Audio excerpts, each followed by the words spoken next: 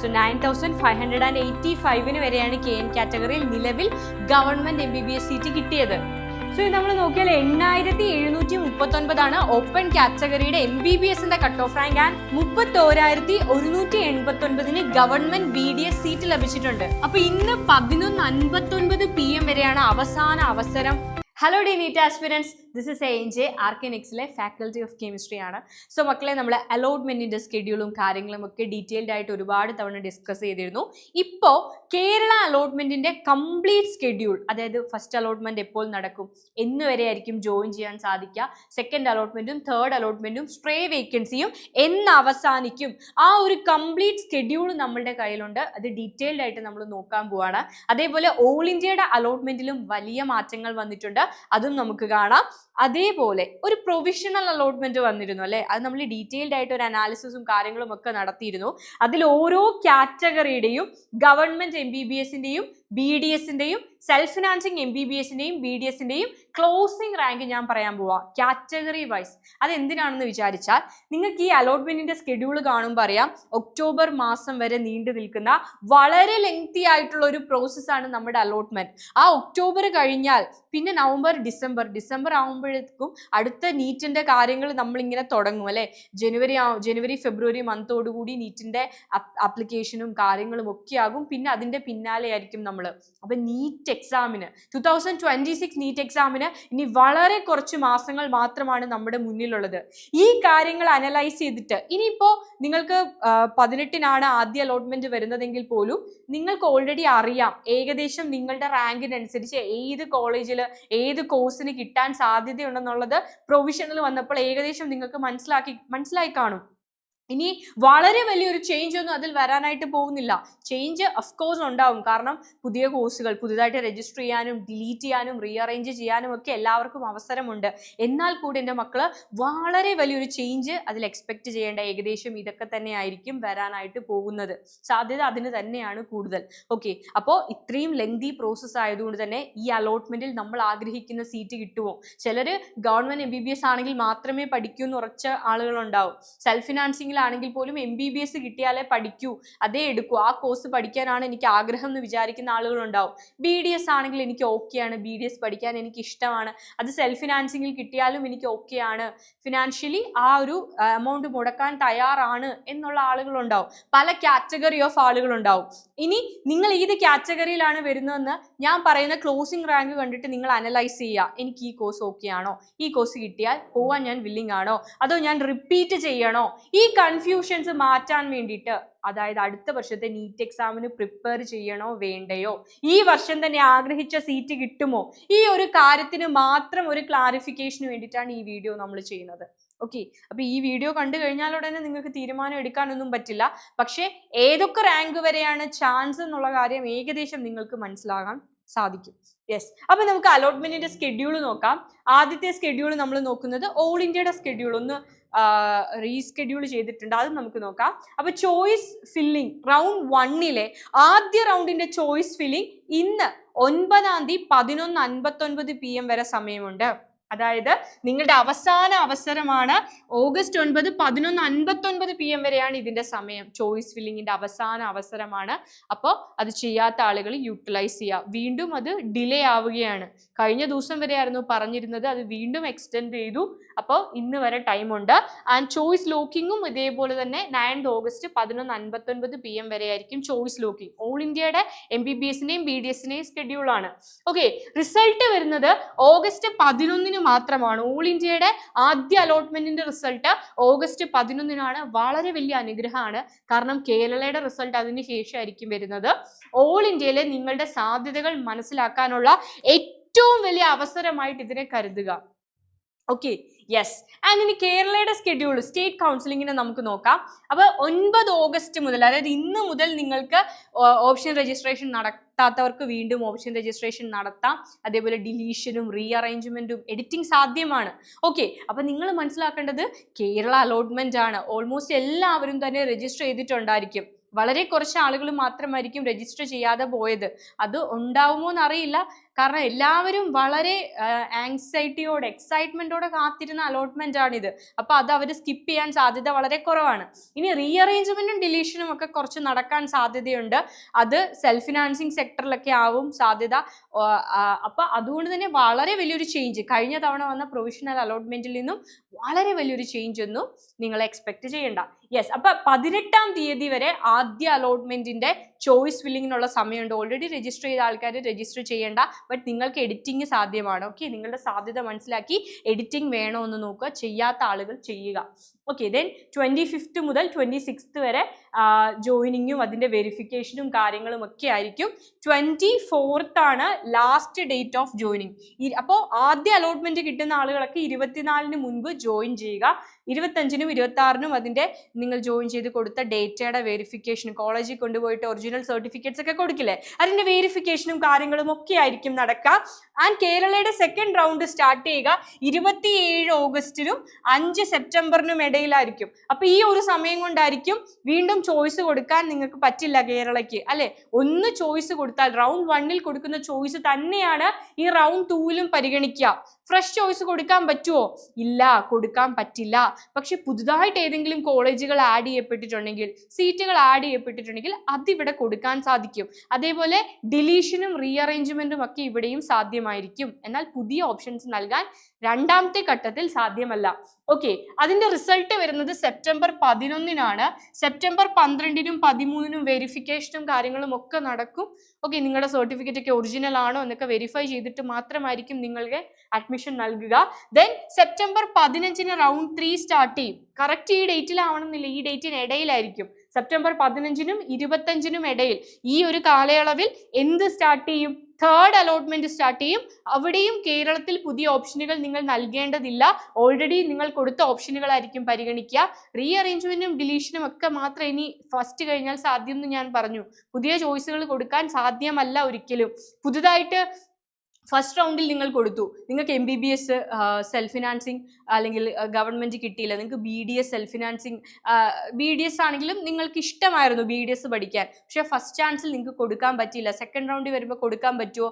ഇല്ല, ഒരിക്കലും കൊടുക്കാൻ പറ്റില്ല. യെസ്, അപ്പൊ തേർഡ് റൗണ്ട് 3 തുടങ്ങുന്നത് 15-നും അവസാനിക്കുന്നത് 25th. ഈ ഒരു കാലയളവിനിടയിലായിരിക്കും. 30-ാം തീയതിയാണ് last date of joining. And 1 ഒക്ടോബറിനായിരിക്കും 1 ഒക്ടോബർ മുതലായിരിക്കും വെരിഫിക്കേഷൻ സ്റ്റാർട്ട് ചെയ്യുക. അതായത് മക്കളെ, നിങ്ങളുടെ 3-ാം ഘട്ടം അവസാനിക്കുന്നത് ഏകദേശം ഒക്ടോബർ മാസത്തോടു കൂടിയാണ്.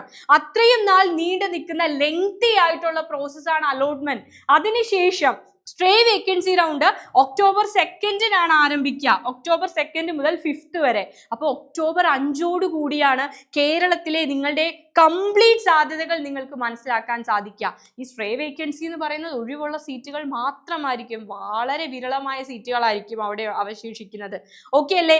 യെസ്, അപ്പോ ഏകദേശം ഒക്ടോബർ 5. പിന്നീട് നിങ്ങൾ നോക്കുകയാണെങ്കിൽ നവംബർ, ഡിസംബർ, ജനുവരി, ഫെബ്രുവരി, മാർച്ച്, ഏപ്രിൽ, വെറും 6 മാസമാണ് 2026 നീറ്റ് എക്സാമിന് നിങ്ങളുടെ മുന്നിലുള്ളത്.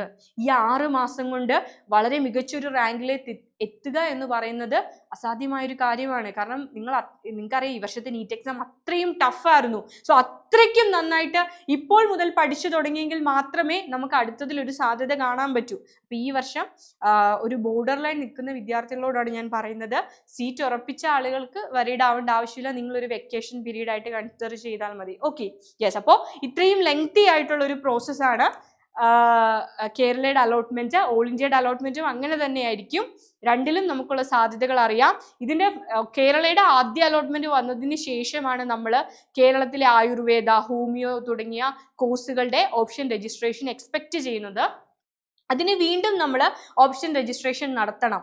ഇനി ഓൾറെഡി രജിസ്ട്രേഷൻ നടത്തിയ ആളുകളിൽ MBBS-നും BDS-നും അവർ വീണ്ടും 5000 രൂപ ഫീസ് അടയ്ക്കേണ്ട കാര്യമില്ല. പക്ഷെ നിങ്ങൾ കോളേജിന്റെ ചോയ്സ് കൊടുക്കേണ്ടതായിട്ടുണ്ട്. Okay, yes. ഓക്കെ, ഇനി നമുക്കൊരു ക്ലോസിംഗ് റാങ്ക് നോക്കാം. കാരണം ഫസ്റ്റ് പ്രൊവിഷണൽ അലോട്ട്മെന്റ് വന്നതിന്റെ ക്ലോസിംഗ് റാങ്ക് മാത്രം ഞാൻ വളരെ വേഗത്തിൽ പറയുകയാണ്. കാരണം ഡീറ്റെയിൽഡ് ആയിട്ട് ഇതേ ചാനലിൽ മിസ് ആ വീഡിയോസ് ചെയ്തിട്ടുണ്ട്. സോ ക്ലോസിംഗ് റാങ്ക് മാത്രം പറഞ്ഞു വിടുകയാണ്, നിങ്ങളുടെ സാധ്യത ഏകദേശം മനസ്സിലാക്കാൻ വേണ്ടി മാത്രം. Yes, okay. Open category government MBBS ആണ് പറയാൻ പോകുന്നത്. ഗവൺമെന്റ് MBBS സീറ്റുകളുടെ കാര്യം, ക്ലോസിംഗ് റാങ്ക് ആണ് പറയാൻ പോകുന്നത്. യെസ്, പെട്ടെന്ന് കേട്ടോ. ഓപ്പൺ കാറ്റഗറി 676, ഈഴവ 1642, മുസ്ലിം 904, LA 3367, DV ധീവര കാറ്റഗറിയാണ് 6514, VK വിശ്വകർമ്മ കാറ്റഗറിയാണ് 2556, backward Hindu 1892, backward Christian 2674, KN 9585, KU 19105, SC 14458, ST 24188, economically weaker section 2839. അപ്പോൾ കെനൊക്കെ ആണെങ്കിൽ 9585 റാങ്കിന് വരെ ഗവൺമെന്റ് MBBS കിട്ടിയിട്ടുണ്ട്. യെസ്, അപ്പോൾ ഇനി സാധ്യത കിടക്കുന്നത് അതിന് ശേഷമുള്ള റാങ്കുകാർക്ക് സാധ്യതയുണ്ട്. യെസ്, കിട്ടിയിട്ടുണ്ടെന്ന് വെച്ചാൽ ഈ അലോട്ട്മെന്റ് റദ്ദാക്കി അല്ലെ, ഈ ഒരു ഇത് റീഷെഡ്യൂൾ ചെയ്തു, അലോട്ട്മെന്റ് റീഷെഡ്യൂൾ ചെയ്തു. 18-ാം തീയതി മാത്രമാണ് നമുക്ക് അറിയാനായിട്ട് സാധിക്കുക.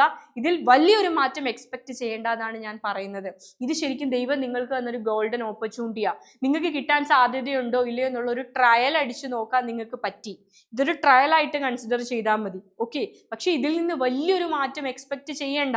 കാരണം ഓൾറെഡി എല്ലാ കുട്ടികളും രജിസ്ട്രേഷൻ ഒക്കെ നടത്തി കാണും. ഇനി ഒരു റീഅറേഞ്ച്മെന്റും ഡിലീഷനും കാര്യങ്ങളും ഒക്കെ ഉണ്ടായിരിക്കും. അതുകൊണ്ട് വലിയൊരു ചേഞ്ച് ഒന്നും പ്രതീക്ഷിക്കേണ്ട. യെസ്, ഇനി ബാക്കിയൊന്ന് ഇത് ട്രയൽ ആണ്, കിട്ടിയ ഭാഗ്യമായിട്ട് കൺസിഡർ ചെയ്യുക. നമുക്ക് ആദ്യം വന്ന ആ പ്രൊവിഷണൽ അലോട്ട്മെന്റിന്റെ എല്ലാത്തിന്റെ സെൽഫ് ഫിനാൻസിങ് സെക്ടറിലുള്ള MBBSന്റെ ക്ലോസിംഗ് റാങ്ക് നോക്കാം. ഓപ്പൺ കാറ്റഗറി 8739, ഈഴവ 9169, മുസ്ലിം 10157, LA 11614, DV 8940, VK 10915. ബാക്ക്വേർഡ് ഹിന്ദുവിന്റെ ക്ലോസിംഗ് റാങ്ക് വന്നത് 8761 ആയിരുന്നു. ഇത് നിലവിലില്ല ഇപ്പോൾ. BX ബാക്ക്വേർഡ് ക്രിസ്ത്യൻ കാറ്റഗറിയാണ് കട്ട് ഓഫ് ക്ലോസിംഗ് റാങ്ക് വന്നിരിക്കുന്നത് 10113 ആണ്. യെസ്, അടുത്തത് KN കാറ്റഗറിയാണ്, കുശവൻ ആൻഡ് റിലേറ്റഡ് കമ്മ്യൂണിറ്റീസ് ആണ്. 11425 റാങ്കിന് വരെ സെൽഫ് ഫിനാൻസിംഗിൽ MBBS കിട്ടിയിട്ടുണ്ട്.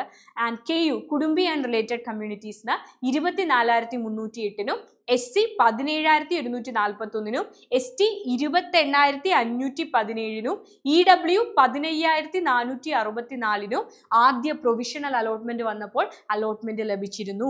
മക്കളെ, ഇതിൽ നിന്ന് വളരെ വലിയൊരു ഡീവിയേഷൻ ഒന്നും ഇല്ല. ഏകദേശം ഇതേ റാങ്ക് ഒക്കെ തന്നെയാണ് നിങ്ങൾ എക്സ്പെക്ട് ചെയ്യേണ്ടത്.